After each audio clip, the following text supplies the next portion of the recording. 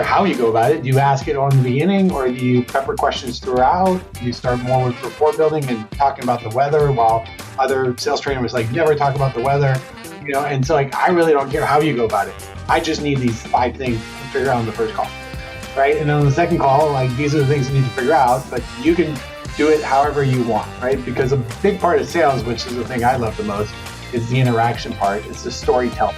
It's the engagement. And now that we're doing it on video, it's not nearly the same. Because you don't walk out of a Zoom call, and even though you think you've crushed it, and you're like, oh my God, this was amazing. It's not the same as if you were in person.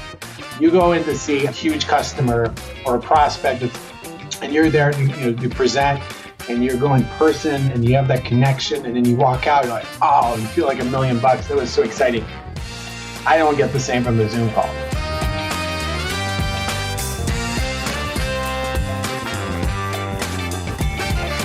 Hi, friends. Welcome to the Sales Enablement Podcast. I'm your host, Andy Paul.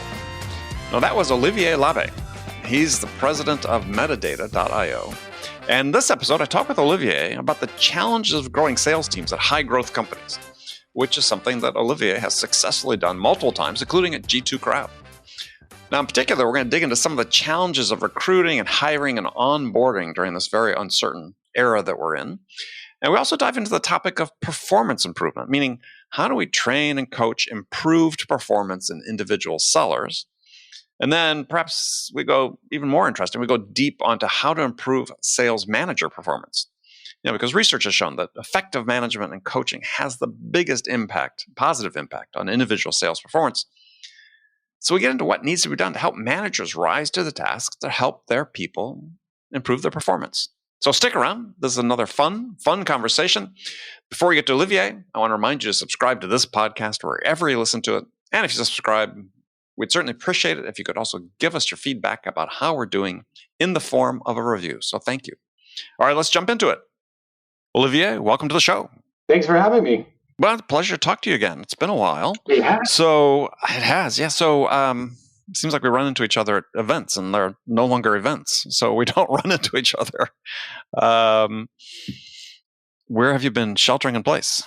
I've been sheltering in place at my house in Lafayette, which is in the East Bay in the Bay Area. Yeah, and you've got 3 young kids at home, so that has to have been crazy. It's been very interesting. And school's been out for a little while for them, so they have a lot more free time. And fortunately, I want to send them outside and play with their friends, but it's been difficult. Luckily, our 7-year-old has one of his good buddies living across the street, so that's good. And my 12-year-old is now becoming a master video game player, and he's on the phone playing with his buddies all day. So trying to limit. It's hard, but doing our best. Yeah, well, I was going to ask that question because my kids are, as you know, they're old and out of the house. So what are you doing relative for play dates or just kids going out and playing? As parents, what are you thinking? They want to go out and play with the friends on the street. Yeah, well, my 12-year-old says he's tried to connect with his buddies, but some of the parents aren't certain about engaging with new families and creating new bubbles, and so right. They play online videos, and so there's a bunch of games. They got their headsets on and they're just chatting with each other, which is good. So we just try to limit the video game activity for half of the day, and then the other half is doing creative stuff, so just playing outside, playing basketball, art, reading, so forth. Is your wife working as well? Yeah, part-time.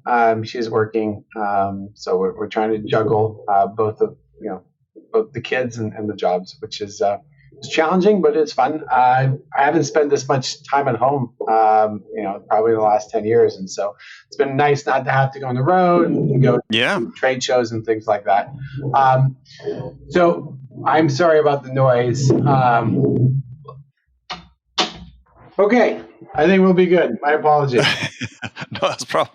Like I said, when everybody's at home, these things happen. I mean, it's we're not in studios. It's we joke as my wife and I are dueling Zoom calls most of the time, and plus and when we were in our New York apartment, if I was recording these interviews and she was teaching a class she's a med school professor, is she was teaching from the bathroom sometimes, or vice versa. So our shower curtain became quite famous. So yeah, it's just different times. So along those lines, so what do you think is the biggest lesson thing you've learned about yourself during the shutdown period? There's a few. One of them is I've always been a big proponent of building teams and having people work in the office. And I think I've changed my mind on, requiring employees to show up to the office and then only hiring employees that could be in one of the office locations. So, when I was at G2 for 4 years, I pretty much only hired people in Chicago or San Francisco. Right. If you wanted to work in the company, you'd have to move to either city. Otherwise, we wouldn't consider it. And that was just based on my experience earlier in my career at Glassdoor, where we hired a bunch of enterprise reps across the country, and it didn't work out. And that's just because they couldn't learn about how to sell the product and so on. And I think from a technology standpoint, things have really improved where collaboration is much easier. Mm-hmm. But it's still hard to hire somebody. But we've done a pretty good job of onboarding and hiring people here over the last 4 months or so, and we haven't noticed much difference than people that get onboarded in the office. And so now I think that moving forward, and I mean we're still pretty small, but of the 30 some of the people that we have in the company, I'd say that 20 of them are remote, and I think that will probably remain that way. And so we'll have our headquarters in San Francisco, and we'll probably in the Bay Area we'll probably have like 10 to 12 people. But it's not required to go to the office. But we do try to do things where we have morning check-ins. Mm-hmm. So the sales team will have a morning check-in. The customer success and ad ops team will have a separate morning check-in. And then we try to do virtual happy hours on Fridays, 2-3 times a month, which is just and then we have a theme every happy hour, and then somebody else in the company is hosting that happy hour. And so it makes it fun. So, and it gives an opportunity for everybody to connect, even though, can't really connect in person anymore. Yeah. Well, so I want to dig into that a little bit. So as you said before, you wanted people, who could work in the office because obviously you felt there was a huge benefit from just sharing of information, experience, and knowledge among the sales team. But you have to be intentional, I guess, now what you're saying about how to make sure you replicate that experience, because that sharing is still hugely important. It is. So we do a couple of things. Well, I mean, one is we have Slack, so people have questions. It's coming up pretty quickly. We've also purchased an LMS system, so we're we're about to we just closed the Series A, and so we're growing really rapidly right now, and we're probably double headcount. Right. Or at least 50% increase in headcount in the next 6 to 12 months, and so what we're doing is really setting up the infrastructure with like a LMS, right, learning management system, and setting up all the processes and everything, so that even though people are not in the office, they still can show up to their desk at their home and say, here's my framework, right? I'm going to spend X amount of time listening to pre-recorded sales calls, and then I'm going to go into the LMS and I'm going to do some work there and record myself, practice my pitch, and so on. And you still have the ability to see how somebody is developing based on the work that they're doing, and you can track a lot of it, right? It's like how many videos did they watch, how many times a day record their pitch, and so on. And so you can still get pretty good insights into how effective the new hire is at developing. And so I love the fact that nowadays we don't necessarily need to be in office as we used to. Right. Well, so following on to that, then, as you said, you're adding people to the team. How does that affect how you're hiring? Well, in terms of the person, not just the process, but also the person, the type of person you're looking for. Because if you're going to be less office centric, let's say, this came up. I was reading something, I don't know, yesterday or today about some webinar being put on where people talking about hiring sellers and saying, hey, this is a time where they called it the death of the generalist. I thought, Is that really the case? So we want to get into that, but in general, just how's your hiring changing in terms of what you're looking for? Yeah, so I'm hiring a lot of people I've worked with in the past currently. Mm-hmm. So I've been doing startups for a while now, and so I've got Right. a good network of people that I've hired over the years, and so a lot of those people have reached out and said, "Hey, I'm interested in considering." So one of the things, so we had one salesperson when I started, and now we're up to five, and we're hiring a couple more. But most of them have come from my network and people I've worked with in the past. Obviously, as we keep scaling, I mean, it's not going to be doable, but right now, we're still a very small, nimble team, and everyone has already worked together on the sales side and even maybe on the customer success side as well. Mm-hmm. And so right now it's pretty easy, but as we keep growing, it'll be interesting to see how to hire people that no one knows in the company and how do you get them to be part of the culture. Right. Because it's really easy when everyone knows each other. But when you don't and you come out and you're the only employee that's new, that's in a different town, don't know anybody in the company, how do you get them to be part of the culture and feel confident about engaging with people and so on? That's something that I haven't had to deal with yet. We haven't had to deal with yet. And it'll be interesting to see how it works. But right now we're probably hiring another four people on revenue teams in the next few weeks this month, and most of them, the ones that are pretty far along in the interview process, are people that we have worked with or know pretty well. Um, and so our thoughts is we're going to keep doing that while we can still get really good quality based on our network. Mm-hmm. Eventually, that will be something that we'll have to do. And one of the things I'm thinking is we're probably going to have to hire. We don't have HR internally right now, but we'll have to hire, somebody from HR, and part of the job description will be maintaining a remote culture, and Right. all of the ways that you need to involve that. So we do pulse surveys quite often with the sales team and every employee in the company actually. Where are you at? Let's go. It's like an NPS, and like what can we do better? And we do those pretty frequently, every couple of weeks, I think. And we'll keep doing that. And we're talking about doing remote performance reviews now, and we have our check-ins, and I make sure that every time we have interactions as a team, like the happy hour or the morning check-ins, the camera is always on.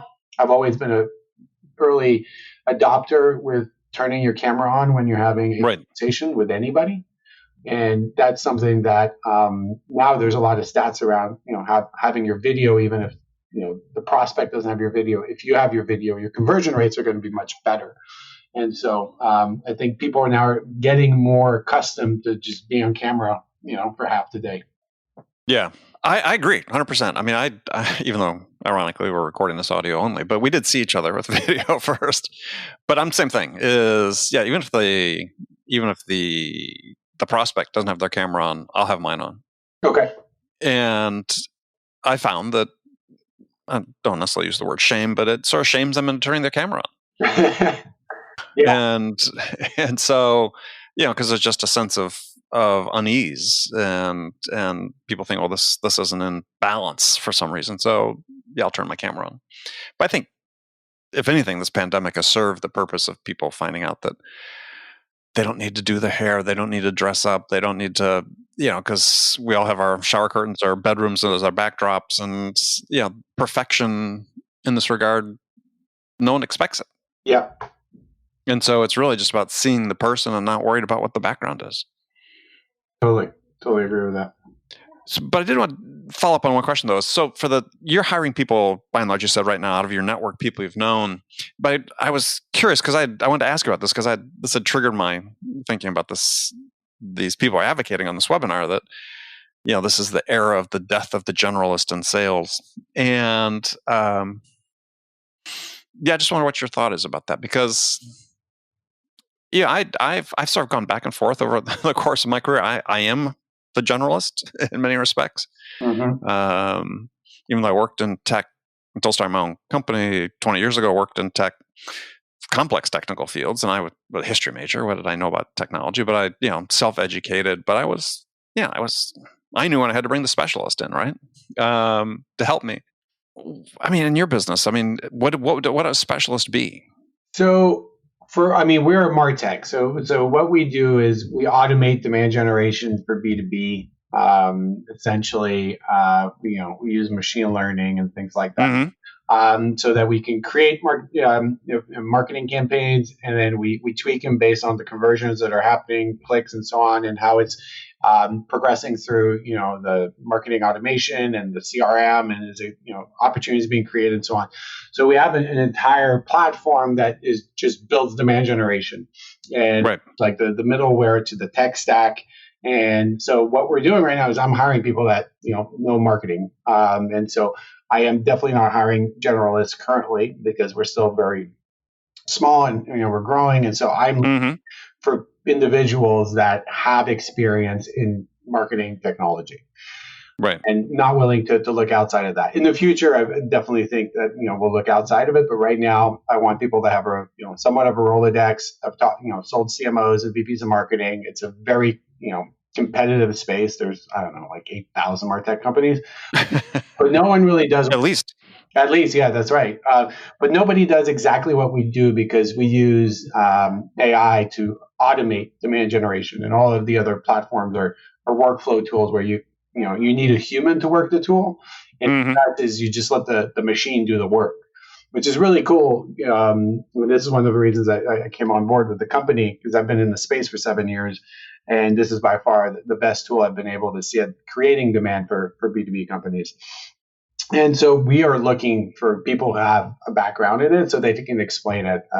Because if you don't understand, MQLs and SQLs and marketing funnels and double funnels and all of that, it's going to take a lot longer, specifically Mm-hmm. remote, right? Like we have to train you about what is, marketing and so on. And so I'm looking for exclusively right now people who have sold, $500,000, $1 million deals historically to marketing leaders. And that's really what we're looking for. So I agree with the sentiment, like the generalists right now. It's not something that we're looking for. Yeah. Well, I mean, I go back and forth because I think it's sort of situation specific, but yeah, I also think sometimes people don't think deeply enough about the fact that there are some people who are, I consider, sales specialists, right? Is they're people who are students of the profession. They've taken the classes. They've had deep experience. They buttress and support that with reading books and listening to video or watching videos, listening to podcasts, getting certified in certain things. And it's like, well, yeah, these people, they may be generalists in an industry perspective, but they are sales specialists. And what are we asking people to be? Yeah. Well, it depends on the role, right? Yeah. But at the end of the day, we're asking people to have conversations with Right. customers and prospects and trying to solve their problems. Everybody's Right. issues and they're trying to resolve, and our job is to try to make that as easy as possible. Yeah. And that's why I was saying for sales specialists is, if I know someone that's, to your point, is I look at my strengths over the years when I was sort of fish out of water selling these complex technical products worth millions of dollars. Yeah, my strength was at the beginning. It was the connecting with the prospect, it was building the trust, it was doing deep discovery, it was as we got more and more technical, I needed sales engineering people to help, but you still have to have people that can initiate those conversations. Yeah. So for us, and another thing, I'm talking about specialization. I'm actually now hiring marketers, directors of marketing, Mm-hmm. in on doing pre-sales. And so we have 2 sales roles available right now. It's 2 roles that roll up to the sales org, but one of them, given that we sell to marketers, Right. we have a marketer on the sales team right now that does really good at talking to other marketers and doing demos and things like that. And it's working so well that we've decided to hire another person. And so now we're having people who have been directors of marketing at companies, established demand gen workflows and programs, and that will come on board, and then they will be essentially like a spokesman that creates thought leadership, but then also is there to do the demo with the salesperson, so that a marketer Mm-hmm. be talking to marketers. So instead of feeling like your salesperson is selling you as a marketer, the marketer is just having conversation with you. The salesperson is still on the phone, and they do the qualifying and they'll do the closing part and the paperwork part. But we're putting marketers in the middle part of our sales conversation because at the end of the day, our job is to help the marketer be more, effective at their job. Yeah. And trying to convince marketers to get robots to do their job that's been done by humans in the past sometimes can be difficult. And so we figure, let's have marketers explain why it makes sense to have, AI and machine learning, automate the workflows and make you obsolete. Well, it's not necessarily obsolete. I know. I'm just kidding. It's from the perspective of people listening. Yeah, you do have a lot more time now, and so we think that creating UTM tags and creating campaigns where you spend 20 minutes in LinkedIn to create one campaign can be done in a matter of minutes, and you can do 100x in the same amount of time. And so that's what we're trying to do. And machines are not good at being creative, right? Doing thought leaderships and webinars and content. Machines can being human. So, right. So what we're saying is let's stop doing all the manual work for creating marketing campaigns and just go do more thought leadership and content, so that you can experiment. What we're trying to do is saying, let us enable you to do experimentation at scale, because we don't necessarily know which ad is going to work better, but let's try 10 ads instead of just doing one ad. Let's get you to go build 10 ads, and then let's do multivariate experimentation, see which ads are performing better. So that's the way that we're thinking about it. Well, and to your point though, too, is I think too often people thought, well, geez, as an employee, part of my value, my differentiation is I know how to do these processes, these repetitive tests that could be mechanized or automated. And to your point is let's have the humans focus on the things that humans do best. Yes. And if we can use AI and machine learning to do the others, perfect. And they should embrace that, not be afraid of it. Unless they're afraid of, the fact they don't know anything else other than the process. So, question for you is what I've been asking a lot of people recently is, and you've been in sales for quite a while, is how did you learn how to sell? Who taught you? Yeah, that's a really good question. I haven't thought about that in a while. So there's two people. There's really two areas where I learned a lot about sales. So my first one is I came out of college. I studied economics. I said, I want to be a financial advisor, do wealth management, and I got this job. And I was still in my senior year in college. And I was introduced to somebody that was a broker at Smith Barney back then. And he took me on as an intern. And he taught me, and he came from Boston. Boiler room style is how he learned. And he brought, he made that a reality for me. And so I was pounding the phones. This is in 2001. So it's like people just want all their money. And then I'm there trying to call them and say, hey, you want to talk about wealth management? And I got pretty good at talking on the phone. It was short conversations, just getting people not to hang up the phone and open up, ask questions, send a follow-up email. But that was the first job I had in sales, was just pounding the phones and trying to book meetings for some financial advisors at Smith Barney, which is now part of Morgan Stanley. And I did that for about a good 6 to 9 months pretty effectively. And then I transitioned as a full-time job at Smith Barney, and I think I worked there for a couple of years early in my career. And that taught me how to do prospecting, taught me how to get on the phone and just, activity based and so on. And so that was really good experience, really hard, but really good. So that guy was like a coach or a mentor for you, teaching you this. Yeah. He was a financial advisor, and he was taught in like, I don't know, in the 90s, boiler room style in Chicago, in New York. And so, but then he moved to the Bay Area. So he was still pretty young at that time. And so it was nice to have, somebody that's only 10, 12 years older than me at that point, just teaching me the ways. And then I decided to get into sales, outside sales, and I worked for a company called Paychex. And I worked for Paychex, but turned out to be 5 years, which looking back, I'm like, I wish I would have left after a couple, but really happy where my career is today. So, things happen for a reason.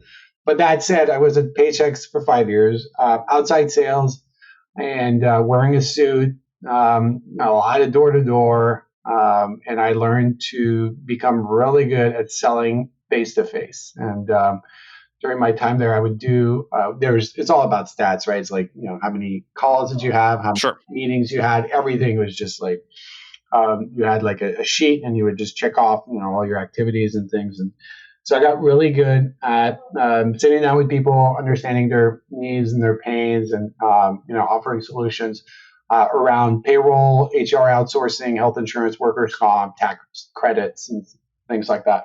So that for 5 years, and I learned a ton. And then I went into tech later in my life. So I was like, I don't know, 31 or so when I went to my first tech job. So, but during that time, let's say you were at Paychex, again, were you just learning through experience? Did you have a coach or a mentor, or were you observing what your peers were doing, or what were sort of the major influences? I would always look at who's at the top of the leaderboard and just observe what they do, and then I would ask for time with them. Every couple weeks. Can I spend some time with you? Can I go in the car with you? Because this job is really much out in the field, and so I spend the day with them, and I'm like, just see how they do their job and why they're successful. And that really got me to become really good really quickly there. And I think that's one of the things then I went to Glassdoor after that, which I didn't know anything about, inside sales or even selling websites or advertising or anything like that, job boards and so on. And, within a few months at Glassdoor, I just sat down with all of the best reps and I just learned so much so quickly. This is before, Ring DNA was around where, recording your calls and doing call evaluations and all that. And so you just had to do it live back then. And so I would just, spend like a third of my time listening to other people pitch. And some of the new people were like, why are you spending so much time evaluating other people's pitches? And I'm like, well, that's so I can get to their level. And me, making mistakes by myself, I will not develop as quickly if I'm the one talking all the time. So I want to learn. And that really helped. Yeah. I mean, and the reason I ask this is, and driving toward this is, I think people there's sort of 5 categories of learning, I guess, for sellers. I mean, I say there's, you have coaches and mentors. You learn from your peers. You learn from your customers. Mm-hmm. You have your own self-development, things you do, the books you read, the podcasts you listen to, and so on. And there's company-supplied training. Yeah. And look, in my own case, is I haven't been in sales for 4 decades. If I stack rank those and say, well, geez, for me, probably the coaches, I look at break down by percentages. I don't get 100% what my influences are. And assuming everybody learns from their experience, so we'll say that's the baseline. But probably 50% was coaches and mentors that were influential. Maybe 20% my peers, maybe 20% myself, 10% customers. And I mean, I had 6 weeks of training my first year, 8 weeks of training my first year in sales 4 decades ago. And, I tried to forget that as fast as I could. Oh, really? For me, Paychex training was amazing.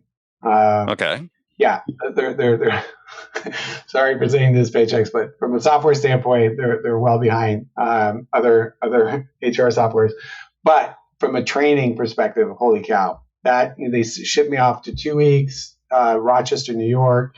Mm-hmm. I think I went 4 times or 5 times over 2 years, and then I was like in advanced sales training, and their training program was amazing. I learned a ton about sales, and so that definitely made me a much better salesperson when I went to startups later in my life. Because most startups, especially like the kind of startups I joined, which are around Series A, there is no infrastructure. It's like figure it out as you go. And a lot of people struggle with that. And had I not had the 5 years of Paychex, having a really amazing sales training organization, I don't know that I would have been that effective so quickly. My willpower and my work ethic is definitely there, but learning quickly and wanting to learn from others, I think a big part of that was, Paychex being able to offer really quality training programs for their employees. So if you had to stack rank yours and say, okay, coaching between coaches, peers, customers, training, and learning on your own, to sort of add up to 100%, where would it look like for you? I'm not sure, but I do think that I had some good mentors along the years that I've learned from, and some were my peers that I still considered mentors. And so I would say peers and mentors at the top, followed by training too. Mm-hmm. Yeah. Yeah, That's interesting. one thing I try to do, I've tried to do at the last several companies I've been at is, and this is the first time I've implemented a learning management system so early, is that, at Glassdoor, I feel, at G2, we lost a couple of years and that I didn't get the LMS in place early. And so me and my counterpart, Clay, who built out the sales org there, we were just had to repeat ourselves every training class because we didn't record everything. And so this time around, we're just going to do everything, record everything, right? And then we can update the content, but at least everything is always going to be saved so that when we hire somebody, we don't just have to keep repeating ourselves every month. The content's already created. Yeah, we can refresh it, but I just want to make sure that as we scale, we don't have to keep saying the same thing over and over to different people and maximize our time, Mm-hmm. which is something we didn't do effectively last time. So right now, you said you have 5 people in sales. Do they all report to you? No, so I moved out of sales as my day-to-day functions. Oh, that's right. Yeah. That's right. So currently I oversee several teams, customer success, which is the first time that I'm overseeing customer success. And then we have ad operations as well, which is part of it. We also have partnerships, which I'm overseeing, and then sales. And so Clay Bentley, who he and I met at Glassdoor 10 years ago. He spent 4 years at G2. And then he came on board here as well. And so he's taken over sales. And so that's his day-to-day functions. I'm currently overseeing the customer success team. So there's 8 people on that team. So that's the team I'm overseeing directly right now. And then partnership is a team of 1 right now. So, but those 3 teams are all up to me right now. Okay. Well, I meant to lead into a question about, in general, in terms of we're talking about how sellers learn. Is one thing that seems to be clear is that I believe is that really the biggest barrier. I think I spent a lot of time thinking about, okay, how do we improve the performance of individual sellers? And talk to tons of people about it on the show. I read a ton about it. Talk to experts about it, and it sort of coming down to this thought that the biggest barrier to improving the performance of individual sellers are sales managers. Mm-hmm. That we focus a lot on enabling sellers, but we don't spend much time thinking about how do we enable sales managers. And I've sort of come up with this idea that can sellers improve faster than the rate at which their sales manager improves? And meaning, are we really, if you look at, we spend $20 billion a year on sales training in the United States, is just a tiny fraction of that is spent on actually training sales managers.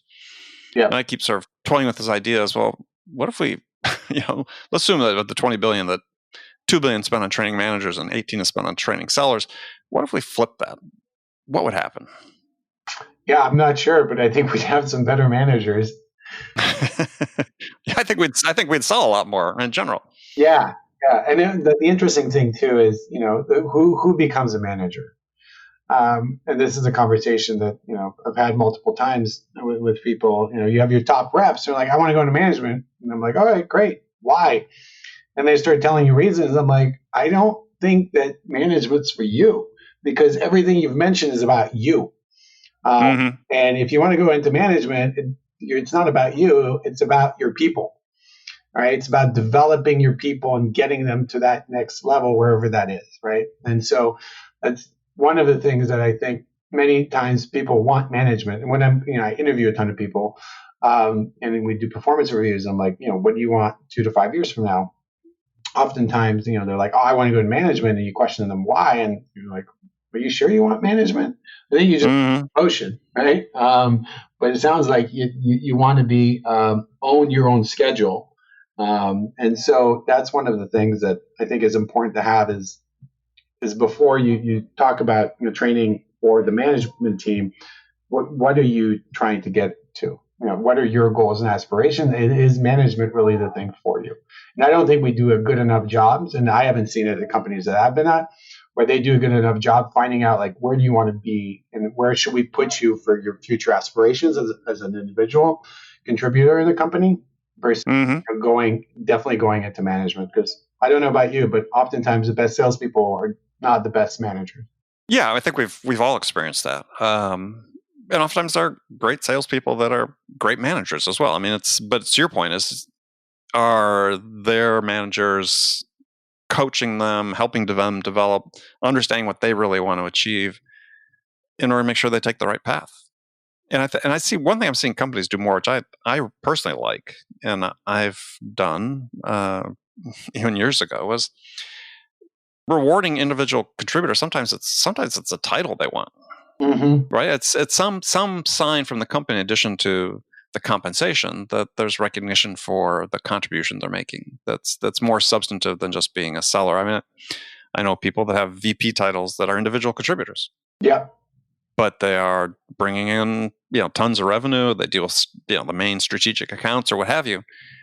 And I think companies aren't creative enough in that regard to say, yeah, we can do these other things that have perceived value both to the person and the way they're perceived by others. Because I sometimes think people think that promotion is the only way to really have status. Yeah. Well, I mean, I think it's part of it. I think pay is a big part of it as well. But yeah, it's recognition or praise. Right? That's usually the reason people are in sales is they want one or both. Right? Praise or recognition. Or as I said, or both. Yeah. So, sort of last question for you is I was again reading something recently. I was talking about that a lot of what we're doing in sales in terms of training and some of the tools and technologies they're putting out are really geared to sort of dumb down sales. And I was struck by this phrase I read in an ebook put up by a sales tech SaaS company sales tool that said that the goal of their product was to reduce the reliance on the judgment of the seller. And you and I talked about earlier about having humans do the things that humans do best. And I thought, wow, that's really a slap in the face of sellers. Is the whole goal of this enablement product is to reduce our reliance on the judgment of that human who's the seller. I always feel like the goal of training and enablement should just be the opposite. I mean, are we dumbing down sales too much? I mean, I don't agree with that sentiment, right? I mean, because if you're going to remove and limit the scope of what the salesperson can do or say, and not trust them, right? Right. Hire somebody, you have to enable them. Like, I trust you. I hired you because you're really good. Here's a job. You're interested in the job. Here's like the training we're going to give you, and then I want you to go out and do it yourself. And when you need help, come to us, and we'll talk about it, and we'll teach you on how to handle these situations as they come up. But you have to trust the people and enable them, because otherwise, it's just a job, and it's not your career, and they won't go, work really hard to be super successful for the company if they don't feel that the company trusts them. And so I think one of the most crucial thing about management is that one is you have to understand what your employees want, right? What are their goals, life goals, career goals, so forth. And then two is tell them, like, I trust you, right? And I'm here to help you. So, they'll walk through, they'll break down walls for you if they think that you always have their back and you trust them. And removing that, I don't believe in it. I don't think. Yeah, I feel like the goal of enabling sellers is to enable them to better exercise their judgment, to be able to ask better questions, have a deeper understanding of the client and what they're trying to accomplish, and being able to gather and synthesize what they're learning into a proposal and an offer and a vision that is compelling. And I just don't see any advantage in trying to remove that part of the equation away from sellers. Totally agree. You need trust, and I wouldn't want to work for somebody who doesn't trust me, wants to put guardrails on my day-to-day task and micromanage me. it's probably one of the most effective ways to demotivate me is to tell me like you have to do it this way, and you cannot go out of the limits, the box that we've put you in.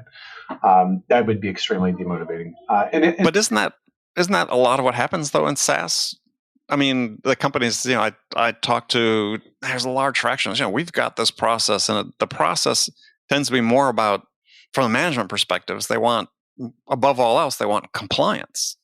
And I don't know about you, and your early sales experience sounds like it's fairly similar to mine. I was out in the field, but talking to tons and tons of customers every day is, yeah, we had a process, but the expectation was that we were going to shape that process to fit our strengths as individuals. Yes. Everybody's got secret sauce, right?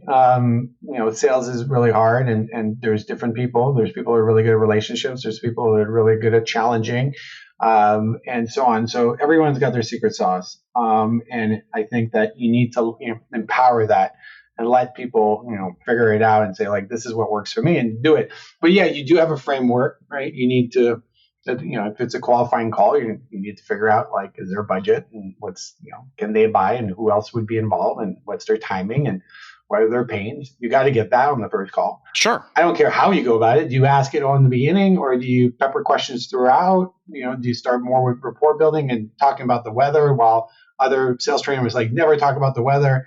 And so, like, I really don't care how you go about it. I just need these, 5 things to figure out on the first call.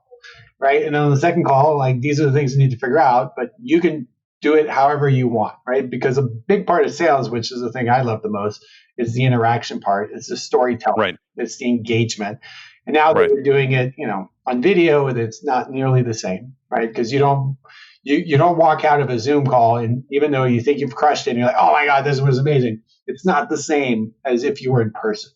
You go in to see a huge customer or a prospect that's and you're there to present, and you're going in person, and you have that connection, and then you walk out, you're like, oh, you feel like $1 million. That was so exciting. I don't get the same from a Zoom call. It's it's okay, but I do miss the human interaction. You talked about trade shows. Like, I miss trade shows.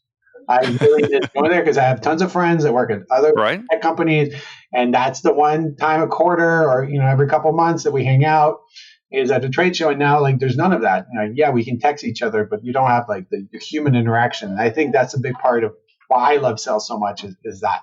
And I don't want to make my employees feel like they have to follow my framework. As long as they do the couple of things that are required by the task, do it however you want. Well, I have to. First of all, I agree 100%. Secondly, is at least based on my experience with 800 episodes of the show and more, is like, yeah, it's a minority opinion in certain areas, especially in sort of the inside sales world, is where I think that we have the situation where managers, oftentimes frontline managers, don't have enough experience to have confidence to enable their people or allow their people to have that freedom, and so they feel like they have to be more controlling because they don't know how to enable them to do it on their own. Yeah. And I do think it starts at the top, right? And I think usually that's something that's pushed down from down the org chart. And so I think it really depends on who is the leader of the, depending on how big your company is, like, but who's the leader of, that group, and how do they manage? Because everybody else below will emulate what is coming from the top. Mm-hmm. Cool. All right. Olivier, thank you. We've run out of time. So if people want to learn more about metadata, how can they do that, and how can they connect with you? Yeah, of course. So you can find me on LinkedIn. You can find me on Twitter, Oli on Twitter. And then you can also find metadata.io as the website. Perfect. All right. Olivier, stay safe. Yeah. Chat soon. Talk to you soon. Bye. Okay, friends, that's it for this episode. First of all, I want to thank you for taking the time to listen. I'm ever so grateful for your support of this show. And I want to thank my guest, my friend Olivier L'Abbe, for sharing his insights with us today. If you enjoyed this episode, please subscribe to this podcast, Sales Enablement with Andy Paul, on iTunes, Spotify, or wherever you listen to podcasts. And if you could also leave us a rating or review, let us know how we're doing, well, we'd appreciate it. And you can do all that on your phone in less than a minute as soon as this episode is over. So thank you for your help, And thank you so much for investing your time with me today. Until next time, I'm your host, Andy Paul. Good selling, everyone.